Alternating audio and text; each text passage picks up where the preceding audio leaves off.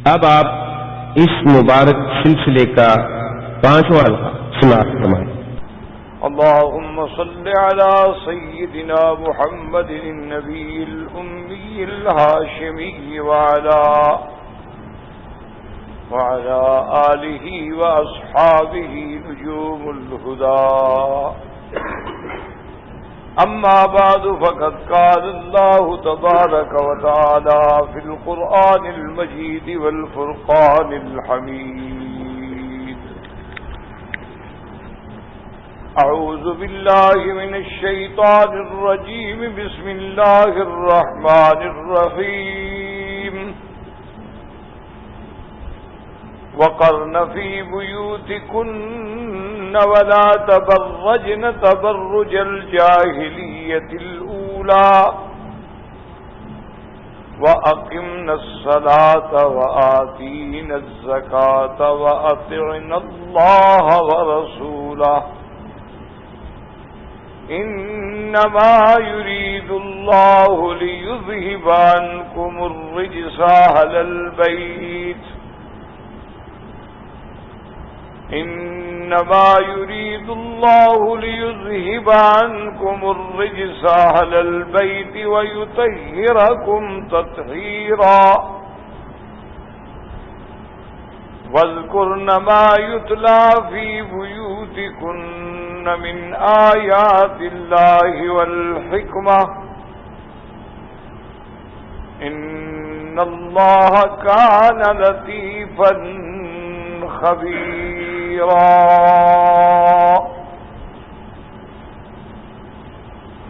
قال النبي صلى الله عليه وسلم: خيركم لأهله وأنا خير لأهلي، أو كما قال النبي صلى الله عليه وسلم. صدق الله العلي العظيم وصدق رسوله النبي الكريم، ونحن على ذلك لمن الشاهدين ومن الشاكرين والحمد لله رب العالمين. برادران اسلام، واجب السلام، بزرگوں، دوستوں، بھائیوں، عزیز نوجوانوں، الحمدللہ آپ کی اس مسجد مبارک میں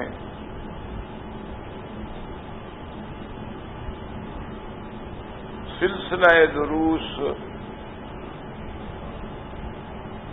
شان امہات المؤمنین کے بارے میں، ازواج رسول صلی اللہ علیہ وسلم کے بارے میں ہم نے کچھ باتیں عرض کی تھیں کہ اللہ تبارک و تعالی نے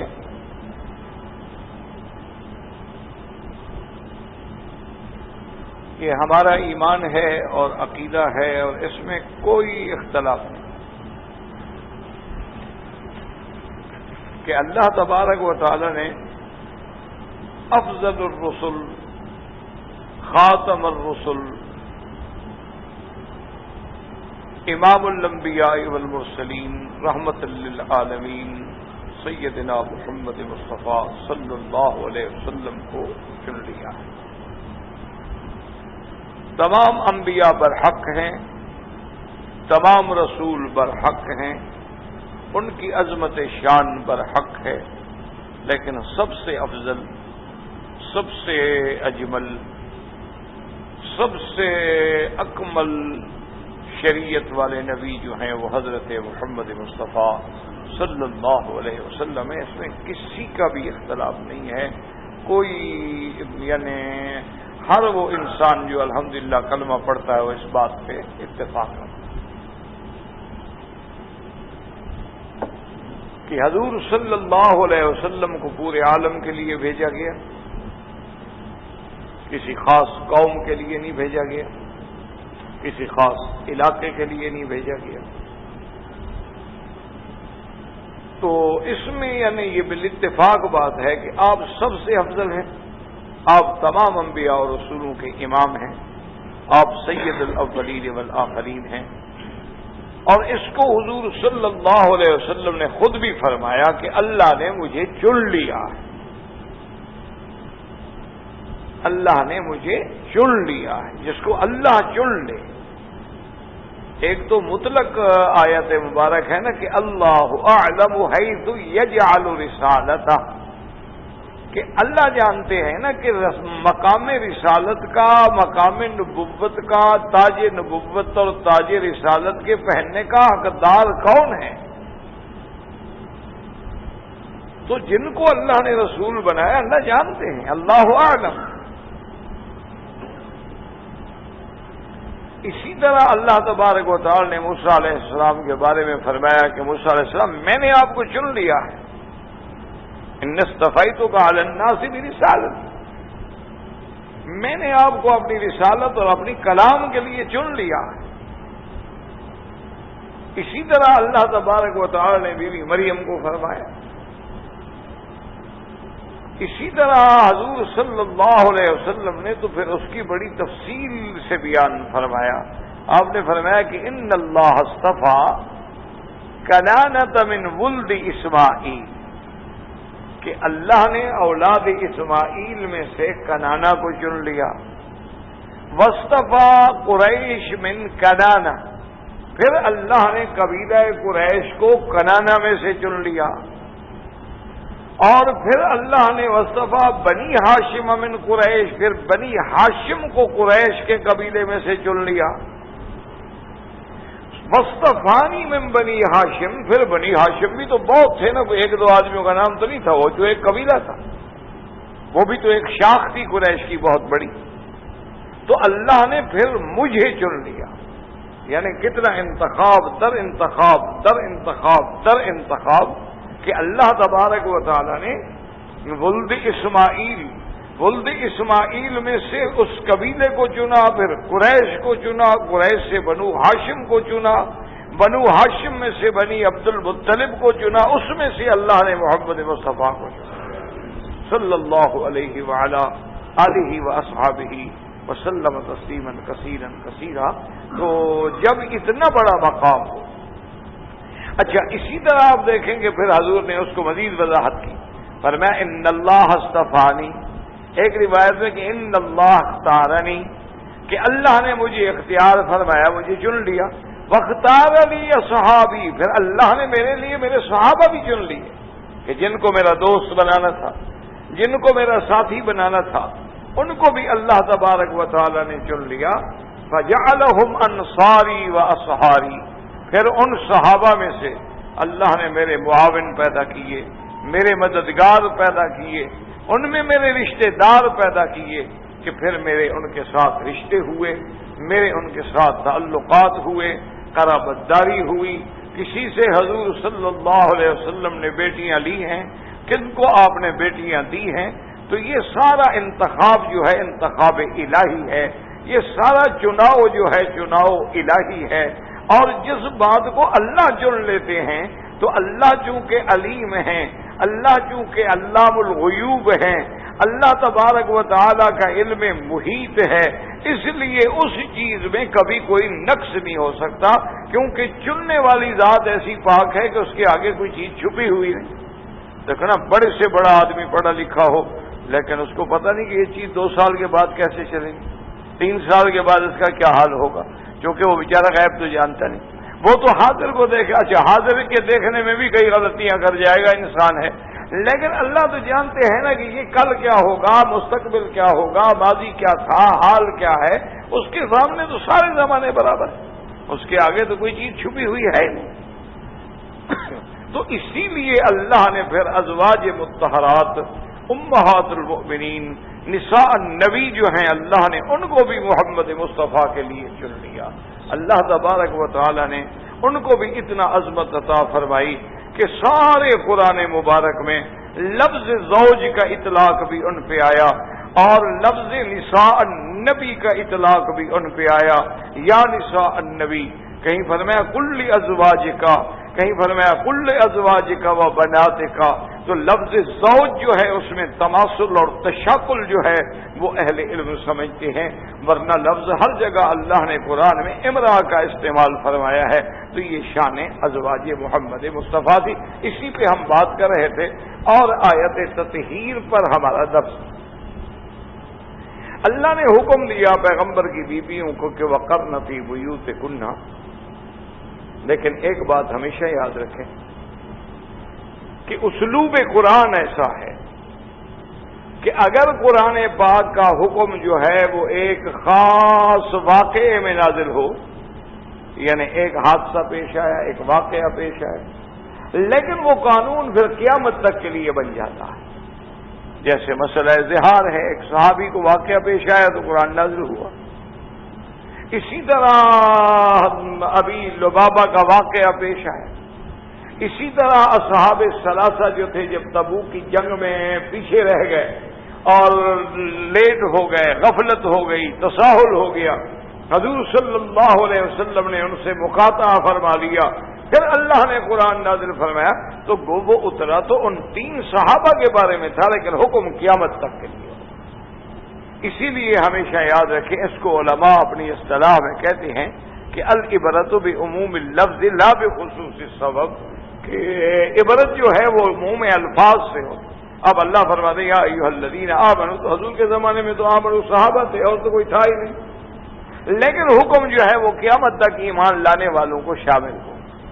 اسی لیے اللہ تبارک و تعالی نے جہاں جہاں بھی احکام نازل فرمائے ہیں تو اس لیے ہمیشہ یاد رکھیں کہ اللہ نے حضور کی بیویوں کو حکم دیا کہ اپنے گھروں کے اندر استقرار پکڑیں، اپنے گھروں سے بغیر ضرورت کے نہ نکلیں، اور اگر اپنے گھروں سے نکلیں تو تبرج جاہلیت سے بچیں۔ بظاہر یہ خطاب حضور کی بیویوں کو ہے، لیکن یہ خطاب جو ہے عام ہے قیامت تک ہر مسلمان عورت کے لیے، کہ جب اللہ کے نبی کی بیویاں جو پاک ہیں، گھرانہ پاک ہے، وہ شہر پاک ہے، وہ زمانہ پاک ہے، وہ اللہ کا پیغمبر پاک ہے، جب اتنی طہارت کے باوجود اللہ فرماتا ہے کہ گھر سے باہر نہ نکلیں، تو کسی اور کو بلا ضرورت گھر سے باہر نکلنے کی اجازت کیسے ہو سکتی ہے کہ وہ سیر کے لیے جائیں، وہ تفریح کے لیے جائیں، اور وہ شاپنگ کے لیے نکلیں، وہ بیچ پہ جائیں، وہ بلا وجہ بازاروں میں پھریں، وہ کلبوں کی جا کے ممبر بنیں، وہ سوشل ورک کے نام پہ جا کے نعوذ باللہ باہر پھرتی رہے، تو اسلام ان باتوں کی اجازت نہیں دیتا۔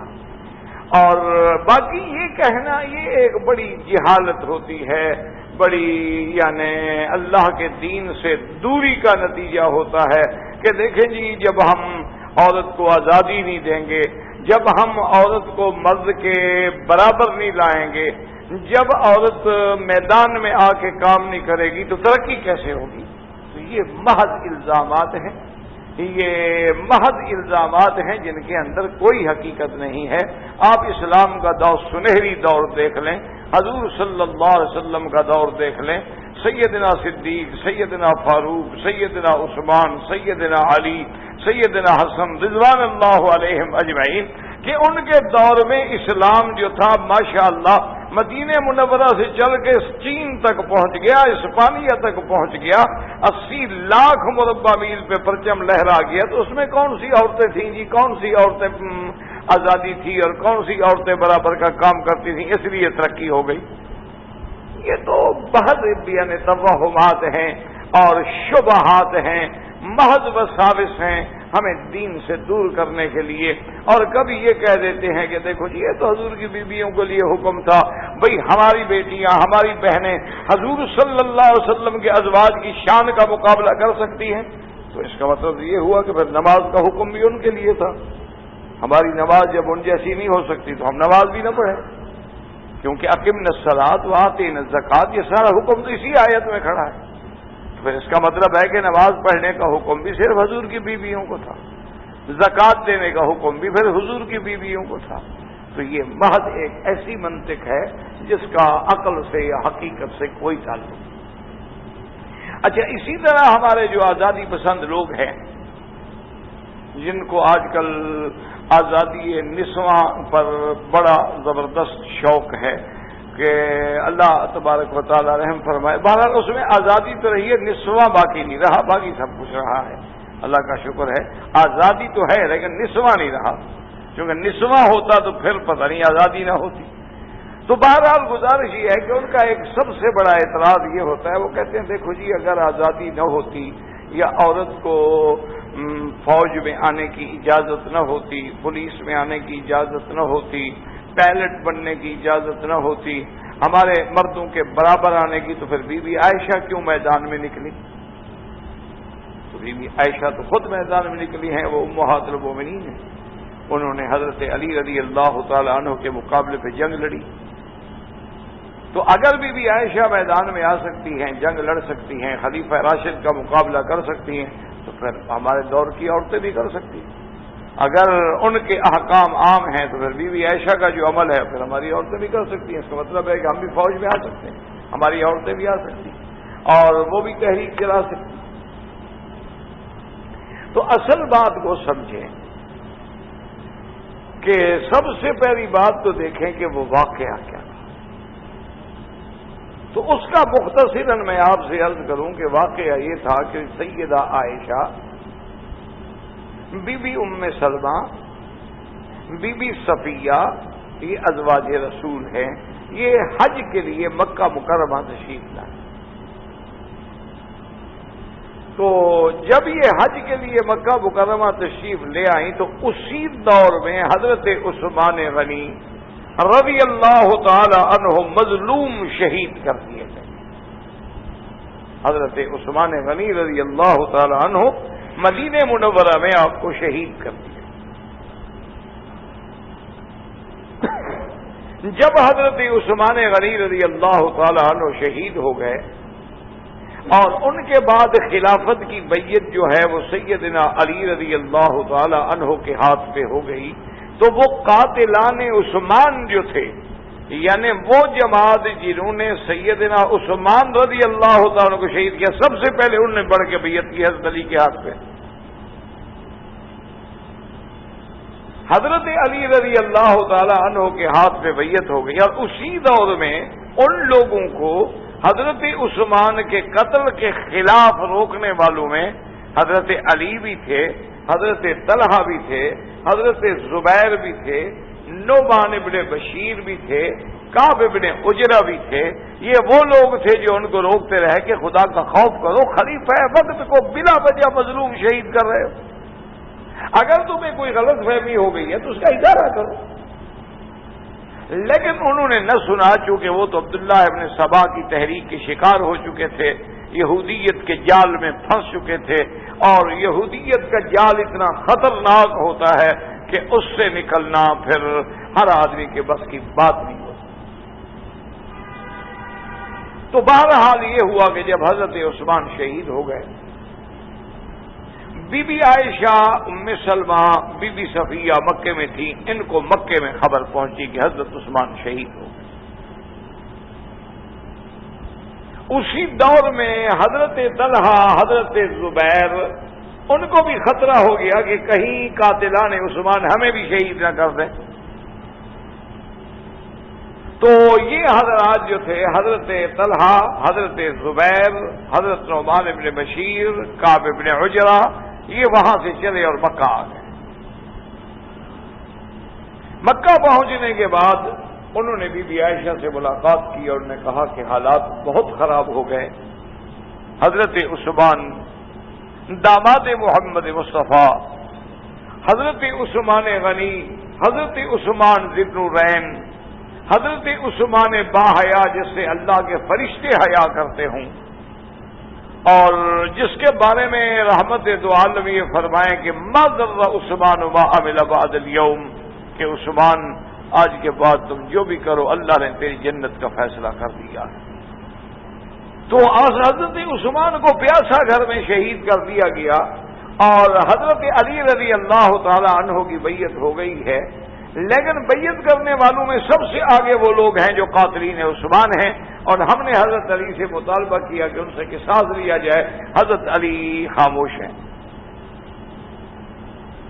بی بی عائشہ کو انتہا صدمہ ہوا. سیدہ بے انتہا مغموم ہوئی، اور سیدہ عائشہ صدیقہ رضی اللہ تعالی عنہا کو فرامین رسول بھی یاد آئے کہ حضور نے فرمایا تھا کہ عثمان تم پہ ایک امتحان کا دور آئے گا اور لوگ تیری خلافت کی قمیص کو تار تار کرنا چاہیں گے، اتارنا چاہیں گے، لیکن تم مت اتارنا۔ اور یہ بھی حضرت عثمان رضی اللہ تعالی عنہ کے بارے میں رحمت دو عالم نے فرمایا تھا کہ اس کے بعد جو ہے پھر فتن کا دروازہ جو ہے وہ کھل جائے گا۔ اچھا، اور اللہ کی شان دیکھیں کہ حضور صلی اللہ علیہ وسلم کی جو خاتم تھی، آپ کی جو مہر تھی، آپ کے ہاتھ میں جو انگوٹھی مبارک تھی، تو وہ انگوٹھی بھی تھی اور خاتم بھی تھی، کیونکہ اس دور میں ایک رواج تھا کہ جتنے اجمی لوگ ہیں، ملوک الاعاجم ہیں، وہ اس خط کو اہمیت نہیں دیتے تھے جب تک اس پہ مہر نہ ہو۔ تو رحمت دو عالم نے وہ مہر بنوائی جس پہ لکھا ہوا تھا محمد رسول اللہ۔ تو بہرحال اسی کو پھر باہر جب خط بھیجے جاتے ملوک الاعاجم کو تو وہ مہر لگائی جاتی۔ حضور کے بعد وہ آپ کی انگوٹھی مبارک حضرت ابوبکر کے پاس رہی، حضرت ابوبکر صدیق کے بعد جو ہے وہ انگوٹھی حضرت عمر کے پاس رہی، حضرت عمر کے بعد وہ انگوٹھی حضرت عثمان کے پاس رہی، یعنی جو بھی خلیفہ بنتا رہا وہ انگوٹھی مبارک منتقل ہوتی رہی۔ حضرت عثمان اتفاق کی بات ہے کہ پیر حدیث مدینہ منورہ ایک کنویں کے کنارے پہ بیٹھے تھے، تو آپ نے اس کو ہاتھ سے نکال کے تھوڑا سا دیکھا کہ میں دیکھ لوں، اس کو ذرا صاف کر لوں، تو آپ کے ہاتھ سے وہ انگوٹھی گر گئی اور کنویں میں گر گئی۔ اس کے بعد بڑی تلاش کی سیدنا عثمان نے اور بڑی محنت کی گئی، لیکن وہ انگوٹھی نہ ملی۔ تو معلوم یہ ہوا کہ اس انگوٹھی کے گرنا بھی ایک اشارہ تھا آنے والے فتنوں کی طرف، کہ جب یہ انگوٹھی گر جائے گی تو ایک لحاظ سے پھر حکم جو ہے وہ ہل جائے گا، جیسے حضرت سلیمان علیہ السلام کی انگوٹھی کے بارے میں قصہ موجود۔ تو بی بی عائشہ کے سامنے یہ ساری روایات تھیں، تو بی بی صاحبہ بہت ہی پریشان ہوئیں کہ اس کا مطلب یہ ہے کہ جو دروازہ تھا آج دروازہ ٹوٹ گیا۔ حضرت طلحہ، حضرت زبیر، یہ سارے آپ کے عزیز تھے، تو آپ نے ان سے مشورہ کیا کہ اب کیا حل کیا ہو۔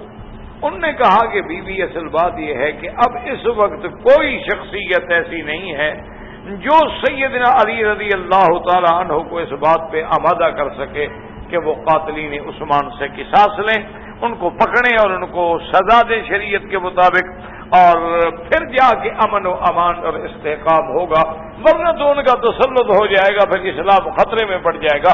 آپ کی ذات کے علاوہ اب ہمارے پاس کوئی شخصیت نہیں جو دباؤ ڈال سکے، کیونکہ آپ امہات المومنین حضور کی بیوی، تو آپ حضرت علی رضی اللہ تعالی عنہ کو مجبور کر سکتے۔ تو اب بی بی عائشہ کو انہوں نے کہا کہ آپ ایسا کریں کہ مکہ مکرمہ سے سیدھا مدینہ منورہ نہ جائیں، کیونکہ اگر ہم آپ کے ساتھ مدینہ جاتے ہیں تو صاف بات ہے کہ ہمیں بھی وہ پکڑیں گے، کیونکہ ہم ان کو روکتے رہے کہ حضرت عثمان کو شہید نہ کرو۔ لیکن انہوں نے ہماری نہیں مانی اور ہم جان بچا کے مکے آئے۔ اب اگر ہم پھر مدینہ منورہ جاتے ہیں تو صاف بات ہے کہ ان کا تسلط ہے، ان کا کنٹرول ہے، اور حضرت علی رضی اللہ تعالی عنہ مجبور ہیں اور گھرے ہوئے ہیں ان کے اصل۔ بی بی صاحب نے فرمایا تو پھر اس کا حل کیا؟ تو وہاں جو اور بھی صحابہ موجود تھے انہوں نے کہا اس کا حل ایک ہو سکتا ہے کہ آپ بجائے مدینہ منورہ جانے کے آپ بصرہ جائیں۔ بصرہ میں جانے کے بعد یہ ہے کہ اصحاب رسول ہیں اور عقیدت والے لوگ ہیں، تو وہاں اتنی طاقت کم از کم جمع ہو جائے گی کہ حضرت علی کو اندازہ ہوگا کہ ان کے پاس بھی ایک قوت ہے، میں ان کی بات مانوں،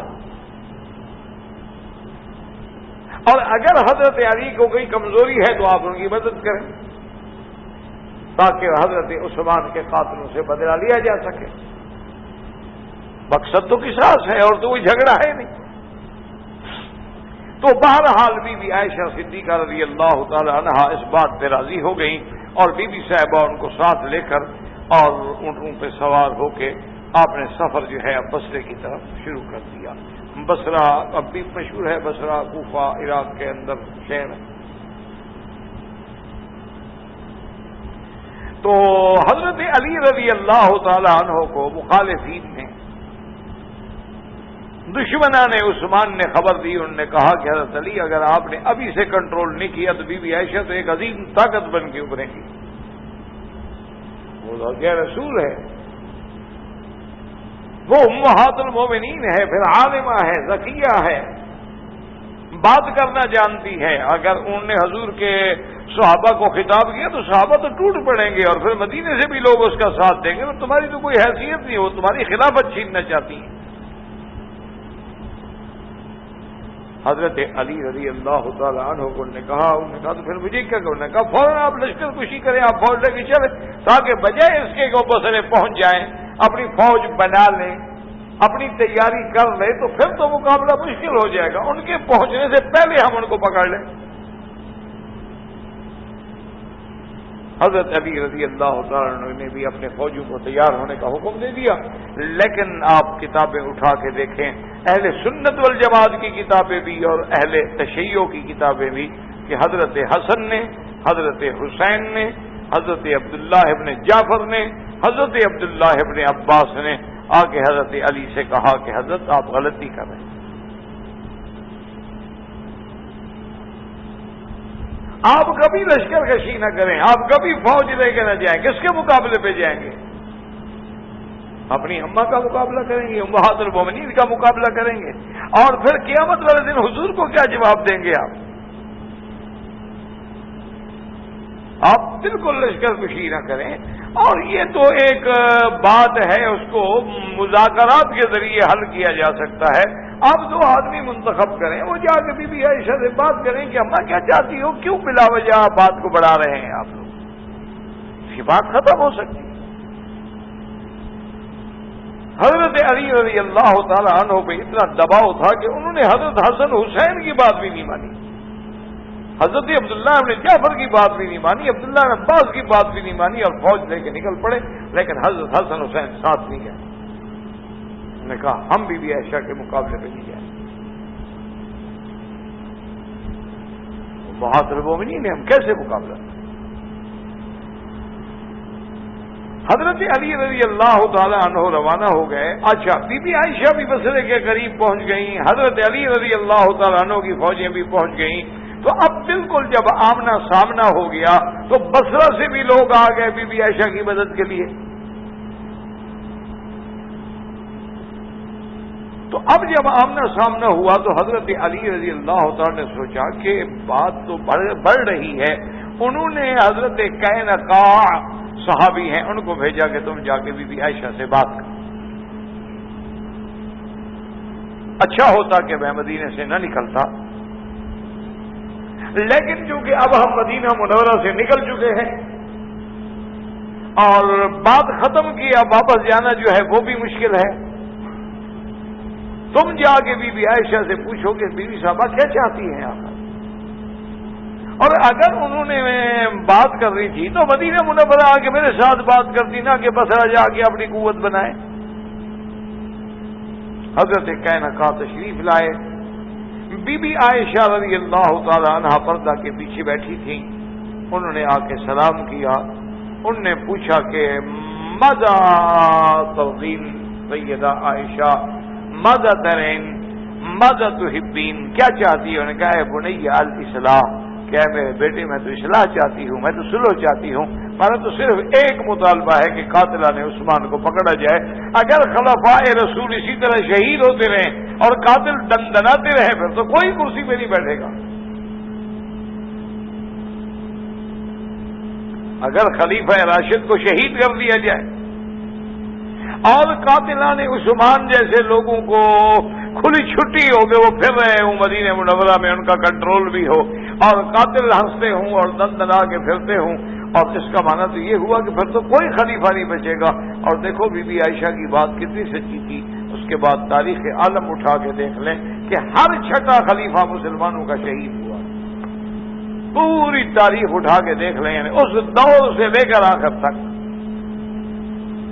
کہ ہر چھٹا خلیفہ لازم شہید کیا گیا. وہی بات جو بی بی عائشہ نے اس وقت کی تھی کہ اگر قاتلوں کو چھوڑ دیا جائے تو پھر تو مقصد دروازہ ہی کھل گیا. تو میں صرف یہ چاہتی ہوں، نہ جنگ چاہتی ہوں، نہ ہمیں خلافت کی ضرورت ہے، نہ ہمیں حضرت علی کے بجائے کسی اور کو خلیفہ بنانا ہے. حضرت علی تو داماد محمد مصطفیٰ ہیں، زوج فاطمہ ہیں، ابو الحسن والحسین ہیں. ہم تو سب سے پہلے ان کی بیعت کریں گے. تو حضرت قینقاع جب آئے، انہوں نے حضرت علی سے رہنے کیسے کھڑا ہو؟ انہوں نے کہا کہ دیکھو تم دوبارہ جاؤ اور بی بی عائشہ سے جا کے یہ کہو کہ حضرت علی تمہارے بیٹے ہیں. وہ کہتے ہیں جس طرح تم یقین کرنا چاہو وہ اس سے اعتماد لے لو. سب سے پہلے بیعت کر کے اپنی پوری طاقت جو ہے مجھے دو، میرے ہاتھ پاؤں مضبوط کرو، مجھے استحکام نصیب ہو. ابھی مجھے مدینہ منورہ پہ پورا کنٹرول نہیں ہے، وہی لوگوں کا کنٹرول ہے جو قاتلان عثمان ہیں. میں اگر ان سے بدلہ لیتا ہوں تو مجھے بھی شہید کر دیا جائے گا. میں اس حالت میں نہیں ہوں کہ ان سے قصاص لے سکوں. سب سے پہلے یہ ہے کہ آپ لوگ میری بیعت کریں. آپ کے جتنے لوگ ساتھ ہیں، حضرت طلحہ ہیں، حضرت زبیر ہیں، حضرت عبداللہ ابن جعفر ہیں، جتنے لوگ ہیں اور بصرہ کے لوگ ہیں وہ سارے میری بیعت کریں، تاکہ قاتلان عثمان کو یہ اندازہ ہو سکے کہ اب حضرت علی کی خلافت مستحکم ہو گئی ہے. اب سب نے حضرت علی کے ہاتھ میں بیعت کر لی ہے، تو اس کے بعد مجھے 100-200 آدمی کا پکڑنا جو ہے وہ مشکل نہیں ہوگا، ورنہ اس سے پہلے میں ان کو کچھ نہیں کہہ سکتا. تو بی بی عائشہ کو جب اطلاع ملی انہوں نے کہا بالکل ٹھیک کہتا ہے حضرت علی، میں راضی ہوں. ہمارا مقصد تو صرف قصاص عثمان ہے اور ہمارا تو کوئی مطالبہ ہی نہیں. ہم راضی ہیں، چلیں پھر مدینہ منورہ چلتے ہیں اور وہاں جا کے ہم آپ کی بیعت کرتے ہیں.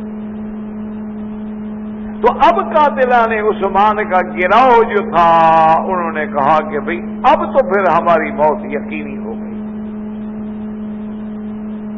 کہ اگر سیدہ عائشہ نے حضرت علی کے ہاتھ پہ بیعت کر لی تو اس کا معنی ہے کہ تمام امہات المومنین اس کے ساتھ ہوں، تمام اہل مدینہ حضرت علی کے ساتھ ہوں گے، ارباب حل و عقد حضرت علی کے ساتھ ہوں گے، کوفہ بصرہ حضرت علی کے ساتھ ہوں گے، مکہ حضرت علی کے ساتھ ہوگا. تو پھر تو ہم نہیں زندہ رہ سکتے، پھر حضرت علی ہمیں نہیں چھوڑیں گے. حضرت علی تو مجبور ہیں، ورنہ حضرت علی کہاں حضرت عثمان کا قصاص چھوڑتے ہیں. تو انہوں نے آپس میں مشورہ کیا کہ کیا کریں. انہوں نے اس کا ایک حل سوچا. انہوں نے حل یہ سوچا، انہوں نے کہا کہ کچھ لوگ تیار کرو 50-60 کہ رات کو جب سب لوگ آرام سے سو جائیں تو وہ جا کے بی بی عائشہ کے کیمپ پہ حملہ کر دیں، اور 50-60 آدمی ایسے ہوں جو رات کی تاریکی میں حضرت علی کے کیمپ پہ حملہ کر دیں، اور جو بی بی عائشہ کے کیمپ پہ حملہ کریں وہ کہیں کہ جا جیش علی، علی کا لشکر آ گیا، علی کا لشکر آ گیا، غداری کی حملہ ہو گیا. اور جو علی کے لشکر پہ حملہ کریں وہ کہیں جا جیش عائشہ، عائشہ کا لشکر آ گیا، عائشہ نے غداری کی، نعوذ باللہ. تو اس طرح انہوں نے اپنے آدمی تیار کیے. حضرت علی مطمئن، بی بی عائشہ مطمئن، وہ تو جناب اپنے اپنے کیمپوں میں بڑے آرام کی نیند سو گئے کہ اللہ نے مہربانی کرتی مسئلہ حل ہو گیا. تمام صحابہ سو گئے کہ اللہ کا شکر ہے وہ جو ایک ٹینشن تھی ختم ہو گئی. اینڈ ٹائم پہ جناب تلواریں سوتے ہوئے 50 آدمی اندھیرے میں ٹوٹ پڑے اور جیش اور جیش اور جیش اور جا جیش علی، جا جیش عائشہ.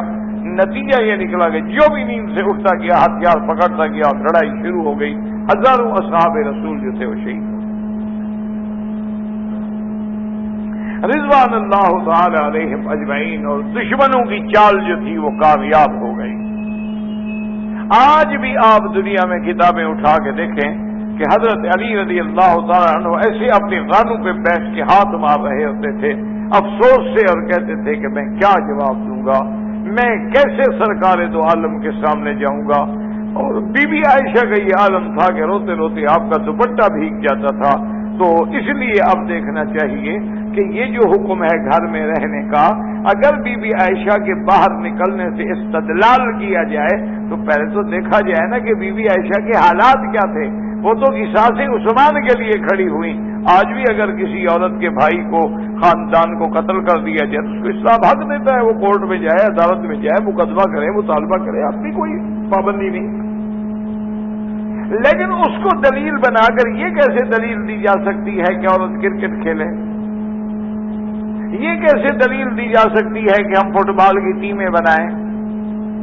یہ کیسے دلیل دی جا سکتی ہے کہ کاسٹیوم پہن کے جناب وہ سمندر کے کنارے پہ اٹکیلیاں کرے؟ یہ کیسے دلیل دی جا سکتی ہے کہ وہ کلب میں آ کے اپنے حسن کی نمائش کرے؟ یہ کیسے دلیل دی جا سکتی ہے کہ وہ ہماری محفل شمع محفل بنے؟ یہ کون سی دلیل ہے؟ ان میں سے کتنے کا باپ شہید ہو گیا ہے کہ ان کے قصاص کے لیے پھر رہی ہے؟ اس لیے ایسے. اور پھر یہ دیکھو کہ اس کے باوجود کہ وہ بیوی مجبور ہے, پہلے سے مکہ گئی ہے, اس کے باوجود بی بی صاحبہ روتے روتے, اور حتیٰ کہ بی بی عائشہ فرماتی ہیں کہ واللہ میری تمنا تھی کہ میں بھی حضور کے روضہ مبارک میں دفن ہو جاتی, لیکن میں نے جو غلطی کی تھی اس وجہ سے مجھے حیا آتی ہے کہ میں روضہ رسول میں کیسے دفن ہوں. اسی لیے بی بی عائشہ نے فرمایا, حکم دیا کہ میری موت کے بعد مجھے جنت البقیع میں دفن کیا جائے, کیونکہ بہرحال کسی نہ کسی شکل میں نے اس آیت کی خلاف ورزی تو کی ہے, گھر سے باہر تو نکلی ہوں, چاہے میں مجبور تھی چاہے میں حق پہ تھی, لیکن کرنا بھی بیوت کننا. تو بی بی صاحبہ تو ساری زندگی اپنے نکلنے پر ندامت رہی, ساری زندگی بی بی صاحبہ کو احساس رہا, افسوس رہا کہ میں نے کیا کیا, مجھے باہر نہیں جانا چاہیے. تو اس لیے ایسی آیتوں سے استدلال پکڑنا جو ہے وہ جہالت ہے اور غباوت ہے اور شقاوت ہے. اللہ کا حکم ہے, عورت کی شان اسی میں ہے, اللہ نے عورت کی عظمت اسی میں رکھی ہے کہ عورت اللہ تبارک و تعالیٰ نے ایسا قیمتی ہیرا بنایا ہے کہ جس کو جتنا سنبھال کے رکھو گے, جس کو جتنا پردوں میں رکھو گے, جس کو جتنا حفاظت سے رکھو گے, اتنا اس کی چمک میں اضافہ ہوگا. کیونکہ عورت کا حسن جو ہے وہ حیا کا نام ہوتا ہے, حسن بے حیائی کا نام نہیں ہوتا ہے, حسن آوارگی کا نام نہیں ہوتا ہے, حسن فیشن کا نام نہیں ہوتا ہے. اللہ نے جو حسن و جمال دیا ہوتا ہے وہ تو حیا کا نام ہے, وہ تو عزت کا نام ہے, وہ عفت کا نام ہے, وہ عصمت کا نام ہے. اس لیے اللہ نے حکم دیا وَقَرْنَ فِي بُيُوتِكُنَّ وَلَا تَبَرَّجْنَ تَبَرُّجَ الْجَاهِلِيَّةِ الْأُولَىٰ وَأَقِمْنَ الصَّلَاةَ وَآتِينَ الزَّكَاةَ وَأَطِعْنَ اللَّهَ وَرَسُولَهُ إِنَّمَا يُرِيدُ اللَّهُ لِيُذْهِبَ. اب جناب اس میں دیکھیں کہ اللہ نے ایک تو حکم دیا کہ گھر میں رہیں, دوسرا حکم یہ دیا کہ اگر کبھی نکلنا پڑے عورت کو گھر سے نکلنے کے لیے شرعاً جائز ہے, نماز کے لیے جائز. اچھا گھر میں کوئی نہیں ہے, سودا صرف لینا ہے, جائز ہے. گھر میں کوئی نہیں ہے, چھوٹا بچہ ہے, وہ اسکول چھوڑنا ہے, جائز ہے, مجبور ہے. اس لیے لیکن شرط یہ ہے کہ جب نکلے ولا تبرجن تبرج الجاہلیہ, تبرج کہتے ہیں کسی جیسے کہتے ہیں برج, برج بنا ٹاور دور سے نظر آتا ہے نا, تو وہ اپنے آپ کو لوگوں کے لیے مینار نہ بنائے کہ سب کی نظریں اس کی طرف آئیں. وہ اپنے لباس کو, اپنے سنگار کو, اپنے زیورات کو اس انداز میں پہن کے نہ نکلے کہ لوگوں کی نظریں اس پہ پڑیں. وہ اپنی چال اور ڈھال کو اس انداز میں نہ بنائے کہ لوگوں کی نظر پڑے کہ بھئی یہ کون مستانی چال چل رہا ہے. تو اس لیے یہ حکم آ گیا ولا تبرجن تبرج الجاہلیہ. جاہلیہ کا معنی یہ ہے کہ اسلام کے علاوہ جو وہ تہذیب تھی اس وقت وہ جاہلیت تھی, اسلام سے پہلے بھی جاہلیت تھی, اور ان کے اندر یہ کھلا تھا, تبرج تھا, سفور تھا, کوئی پردے کا لحاظ نہیں تھا. وہ اپنے جسم کی, بدن کی, زیورات کی, ہر چیز کی نمائش کرتی تھی. اللہ نے اس سے روک دیا.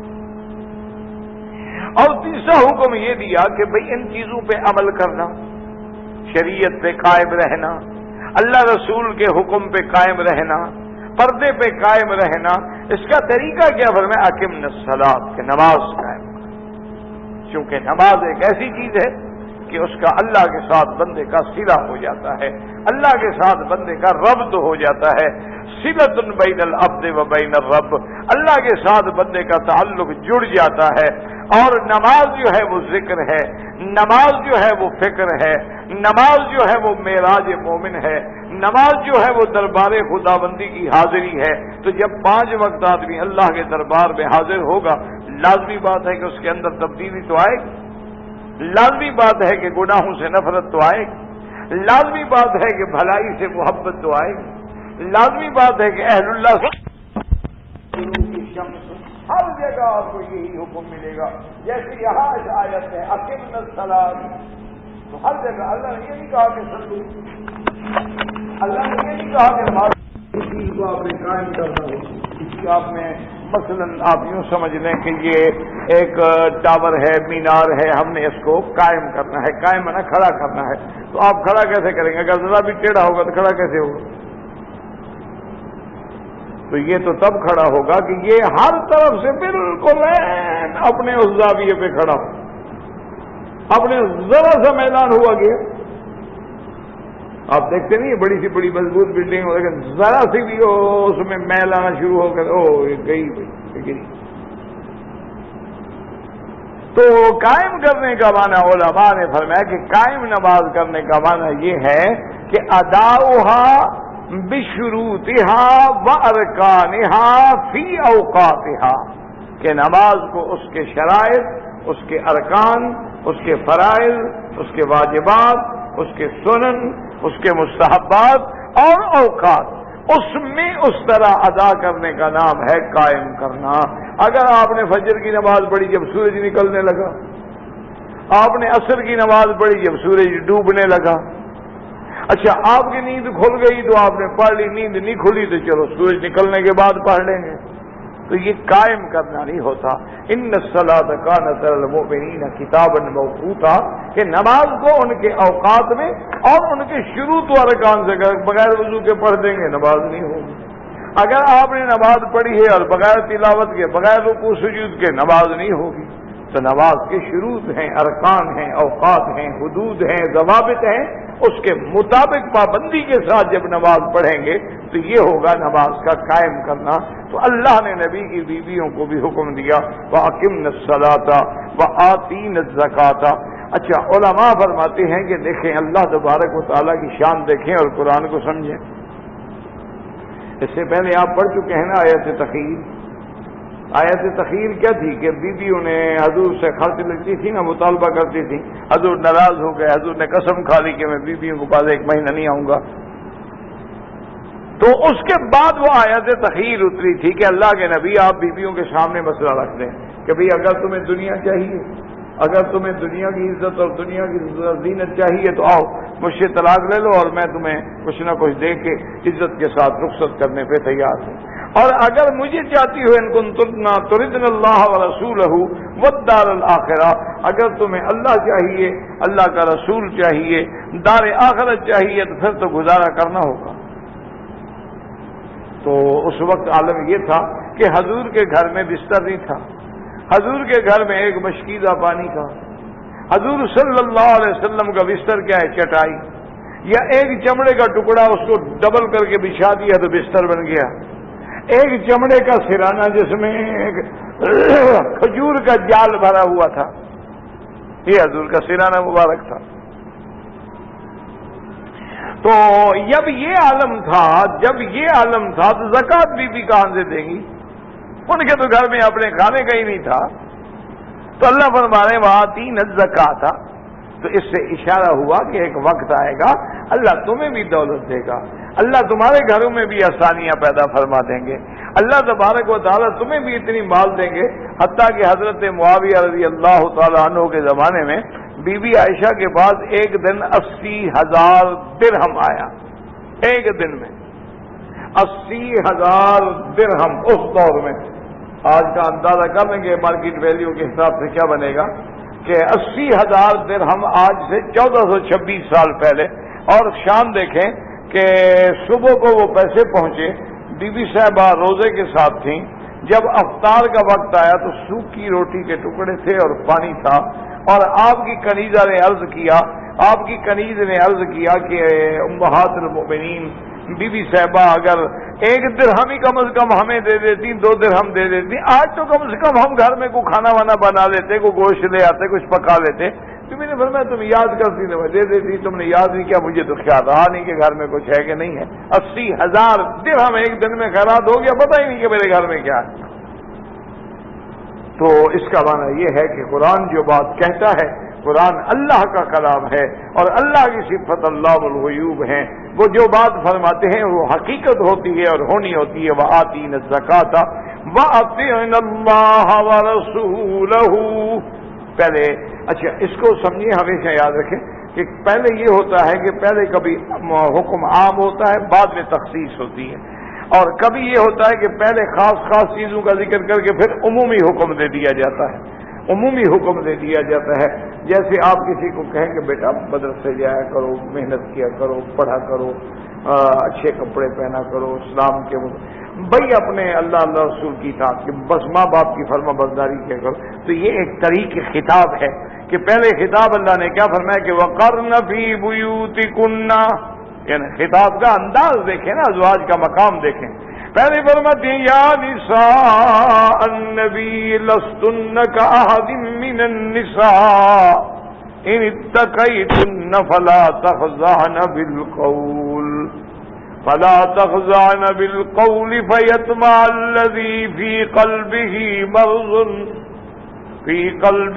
مرض وقلن قولا معروفا وقرن في بيوتكن۔ پہلے خطاب فرمایا کہ یا نساء النبی، نبی کی بیوی، اور تم کوئی دنیا کی عورتوں کی طرح ہو، تمہارا تو شان ہی نرالا ہے، تمہارے تو عظمت ہی نرالی ہے۔ اور اس کے بعد فرماتی ہیں وَقَرْنَ فِي بُيُوتِكُنَّ، پہلی ہدایت یہ دی تھی کہ کسی سے نرم لہجے میں بات نہ کریں، جب بات کریں پہلے تو بلا ضرورت بات ہی نہ کریں، اور اگر بات کریں تو لہجے میں نرمی نہ ہو، لگاوٹ نہ ہو، بات کے اندر کسی قسم کی کوئی اندیشہ اوہام بھی نہ ہو، تاکہ کسی کے دل میں کھوٹ ہے تو وہ بات کی نرمی سے غلط اندازہ نہ لگا لے۔ فَيَطْمَعَ الَّذِي فِي قَلْبِهِ مَرَضٌ وَقُلْنَ قَوْلًا مَّعْرُوفًا۔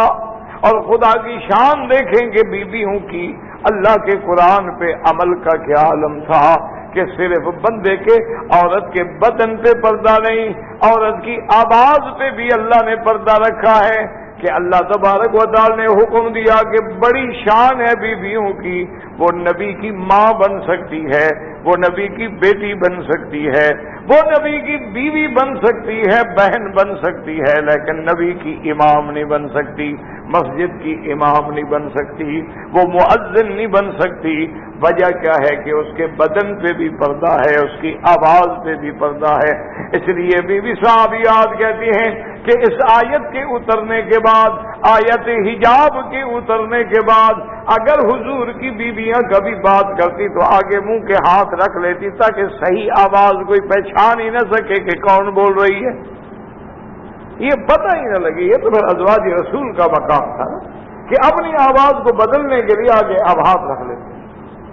اس لیے اللہ نے فرمایا اس کے بعد وَقَرْنَ فِي بُيُوتِكُنَّ، اور یہ کتنی بڑی شان ہے کہ اللہ فرماتے ہیں تم اپنے گھروں میں قرار پکڑو، حالانکہ یہ وہ گھر ہیں جس کو اللہ نے فرمایا تھا بیوت النبی، میرے نبی کے گھر ہیں، وہاں فرمایا لا تدخلوا بیوت النبی، نبی کے گھروں میں ایسے نہ آیا کرو جب تک کہ اجازت نہ ملے، جب تک کہ حضور سے اذن طلب نہ کرو۔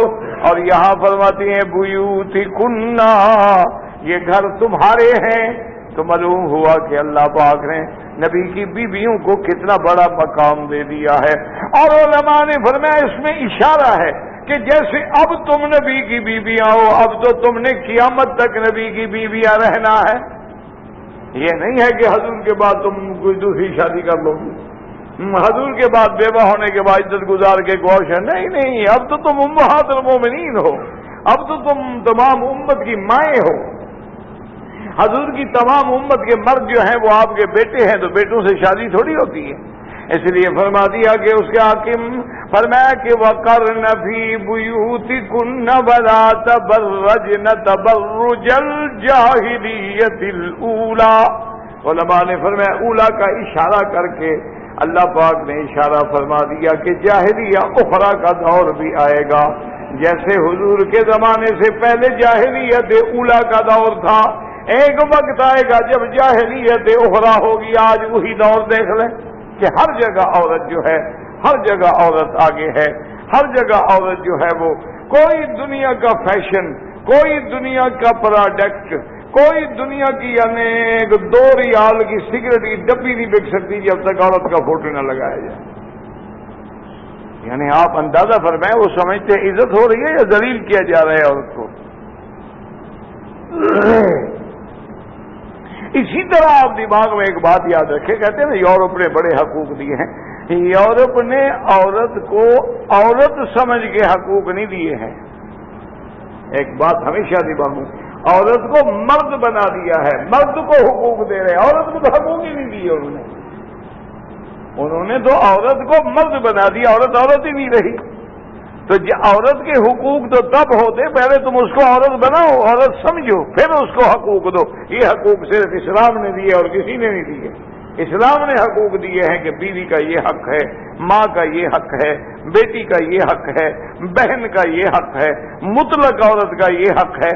یہ حقوق صرف اسلام نے دیے ہیں۔ وہ تو کیا یہ کیا حق ہوا کہ چلی کیونکہ مرد بھی گاڑی چلاتا ہے تم بھی ڈرائیوری کرو، مرد بھی کلرک ہوتا ہے تم بھی کلرک بنو، مرد بھی ٹائپسٹ ہوتا ہے تم بھی ٹائپسٹ بنو، مرد بھی سیکٹری ہوتا ہے تم بھی سیکٹری بنو، مرد بھی ٹیلی فون آپریٹر ہوتا ہے تم بھی ٹیلی فون آپریٹر بنو۔ بلکہ نعوذ باللہ اب تو یہ ہو گیا نا کہ جتنے بڑے بڑے بزنس ٹائکون ہیں نا، ان کے دفاتر میں کاروبار چلانے کے لیے خوبصورت لڑکیاں ڈھونڈ کے دفتر میں رکھی جاتی ہیں کہ کوئی ہمارے کاروبار کے لیے نہ آئے تو اس کو دیکھنے کے لیے تو آئے، کم سے کم دفتر میں تو آئے نا۔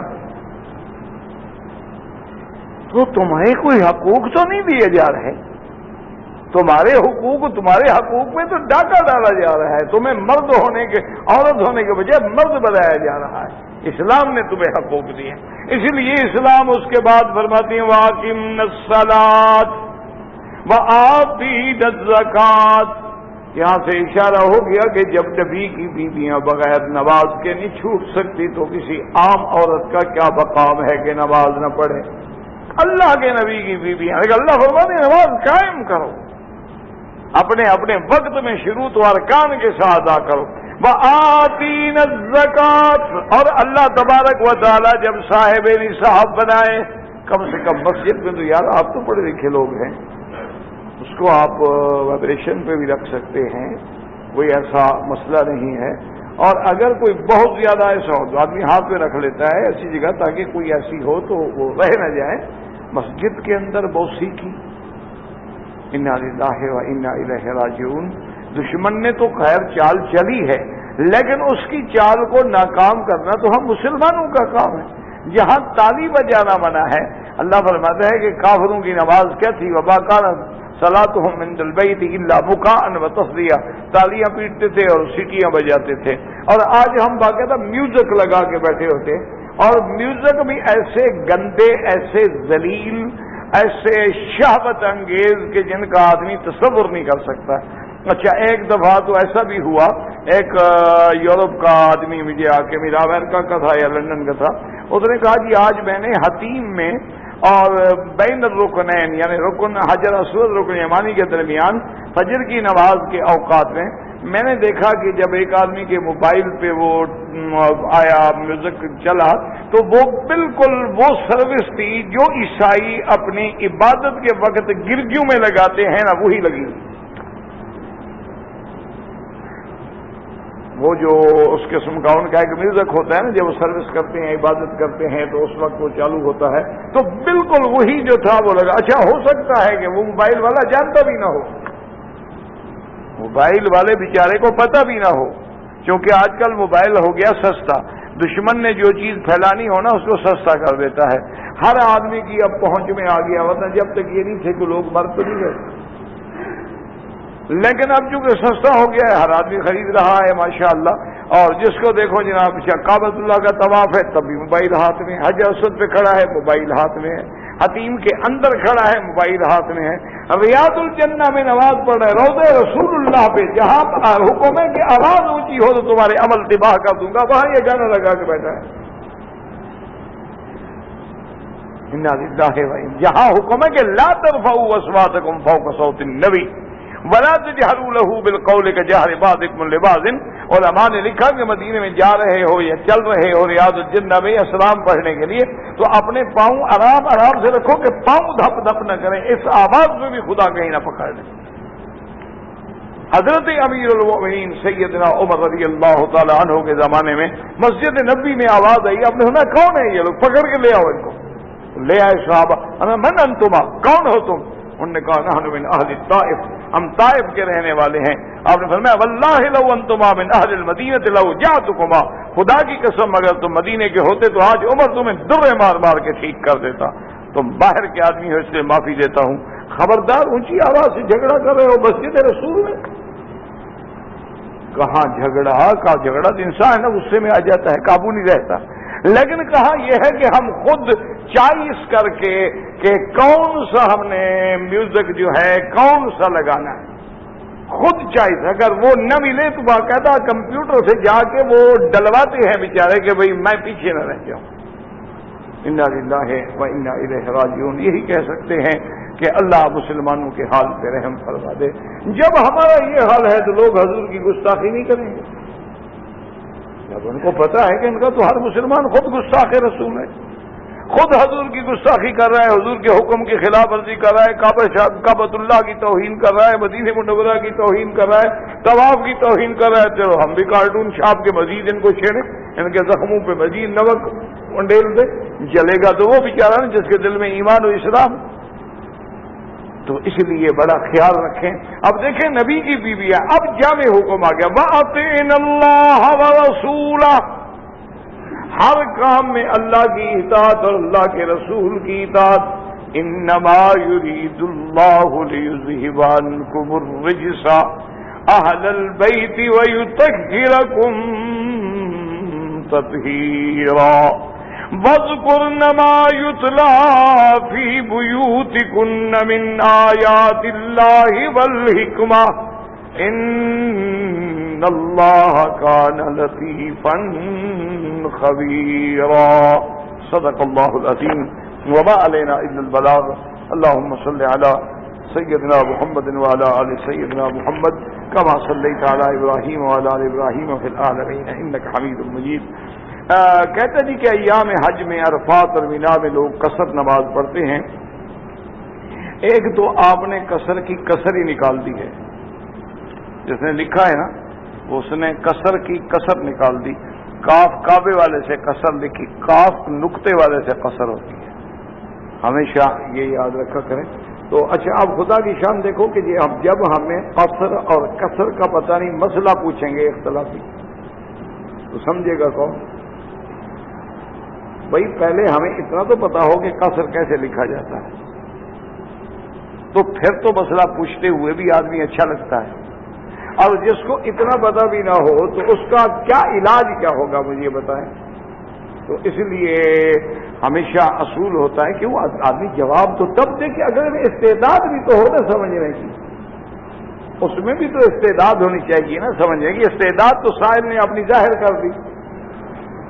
تو بہرحال مسئلہ یہ ہے میرا بھائی کہ امام احمد بن حنبل رحمۃ اللہ علیہ اور امام شافعی رحمۃ اللہ علیہ کے نزدیک منا ہو، عرفات ہو، مزدلفہ ہو، وہ کہتے ہیں آدمی مکے کا ہو، مدینے کا ہو، جو بھی ہو سب قصر پڑھیں، یعنی 4 رکعت والی نماز جو ہے 2 رکعت پڑھیں، اور قصر بھی ہو اور جمع بھی ہو، یعنی عرفات میں جمع تقدیم ہو کہ پہلے ظہر پڑھیں اس کے بعد عصر پڑھیں اور 2 رکعت پڑھیں، اور اسی طرح پھر مزدلفہ میں پہلے مغرب پڑھیں گے پھر عشاء پڑھیں گے تو وہاں جمع تاخیر ہوگی اور وہاں جمع تقدیم ہوگی، اور جتنے دن مینا رہیں وہاں بھی قصر پڑھیں۔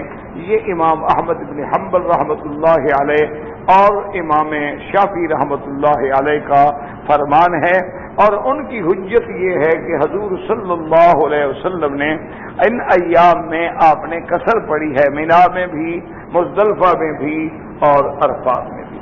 امام ابو حنیفہ رحمۃ اللہ علیہ فرماتے ہیں کہ نہیں، حج جیسے فرض ہے نماز الگ ایک مستقل فرض ہے۔ دوسری بات یہ ہے کہ وہ کہتے ہیں بالکل حضور نے پڑھی ہے، لیکن حضور تو مدینے سے آئے ہیں، مسافر ہیں، 4 ذی الحجہ کو پہنچے ہیں مکہ شریف میں، آپ تو مسافر ہیں، آپ نے تو ویسے بھی قصر پڑھنی۔ اور اسی طرح فتح مکہ کے دن حضور صلی اللہ علیہ وسلم جب تشریف لائے تو آپ نے قصر پڑھی، اور آپ نے پھر اعلان فرمایا کہ یا اہل مکہ اتموا صلاتکم فإنا قوم صفر، کہ مکے والوں تم اپنی نماز کھڑے ہو کے پوری کر لو، ہم تو مسافر ہیں۔ اس لیے آپ کو دوبارہ اعلان کرنے کی ضرورت ہی نہیں تھی۔